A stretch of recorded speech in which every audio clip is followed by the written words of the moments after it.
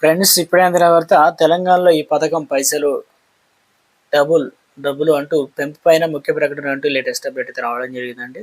So ఆ వివరాలు ఏంటని కూడా వీడియోలో తెలుసుకుందాం. వీడియోని చివరి వరకు చూడండి, అర్థమవుతుంది. మొదటిసారి ఛానల్ వస్తే తప్పకుండా సబ్స్క్రైబ్ చేసుకోండి.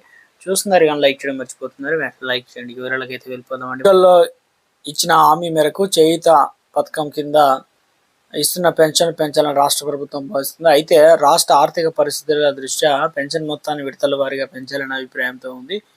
ప్రస్తుతం చేయూత పథకం ఏదైతే ఉందో ద్వారా వృద్ధులు, ఒంటరి మహిళలు, ఎయిడ్స్ రోగులు, డయాలసిస్ రోగులు, చేనేత గీత కార్మికులు, వీడి కార్మికులు రాష్ట్ర ప్రభుత్వం 2016 రూపాయల చొప్పున, దివ్యాంగులకు 4016 రూపాయల చొప్పున ఇస్తుంది.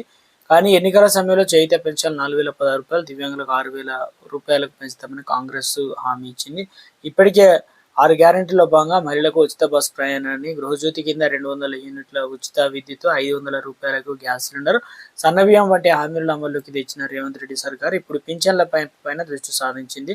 అయితే ఈ హామీని కొంతకాలం ఆగాక నెరవేర్చడమా, లేదంటే ఇప్పటి నుంచే విడతల వారీగా పింఛన్లు పెంచుతూ వెళ్ళడం అనేది ఉన్నత స్థాయిలో చర్చ జరిగినట్లు సమాచారం. విడతల వారీగా పెంచితే తొలి విడతలోనే 500 పెంచాలనే అభిప్రాయాన్ని ప్రభుత్వం ఉందని భావిస్తుంది. 42.7 లక్షల మందికి పింఛన్లు. ఇందులో 2024 సామాజిక సర్వే లెక్కల ప్రకారం 42.7 లక్షల మంది పింఛన్లు అందుతుంది. ఇందుకోసం ప్రతి నెల కూడా 950 కోట్లు ఖర్చు అవుతుంది. ఈ పింఛన్ను ప్రస్తుతానికి 500 రూపాయల చొప్పున పెంచితే నెలకు సుమారు 210 కోట్లు అదనంగా అవసరం అవుతాయి.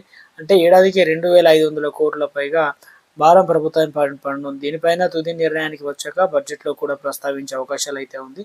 తొలి విడతలో పెంచాలని భావిస్తున్నటువంటి మొత్తాన్ని కూడా కలిపి బడ్జెట్లో కేటాయింపులు అయితే చేరున్నట్లు తెలుస్తుంది.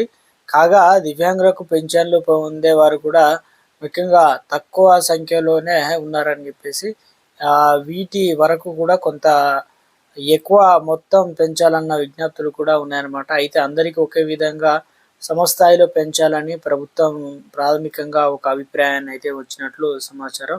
ఇక ప్రభుత్వ పింఛన్లు ఇలా విడతల వారీగా పెంచుతూ ఎన్నికల నాటికి 4000కు తీసుకువెళ్లాలన్న యోచన ప్రభుత్వం ఉన్నట్టు తెలుస్తుంది. అయితే దీనిపైన ఇప్పటి వరకు అధికారుల స్థాయిలో మాత్రం చర్చలు మొదలు కాలేదు. ఇందులో ప్రధానంగా ప్రభుత్వం తుది నిర్ణయం తీసుకునే తమకు సమాచారం చేరుతుందని ఉన్నతాధికారులు అయితే ఒకరు చెప్తున్నారు అన్నమాట. త్వరలోనే పెంపు అయితే ఉండబోతుందని చెప్తున్నారు. బడ్జెట్ సమావేశాల భాగంగా 20 కాలంలో పెంచి ఇస్తామని కూడా చెప్తూ ఉన్నారు లీకులు అయితే.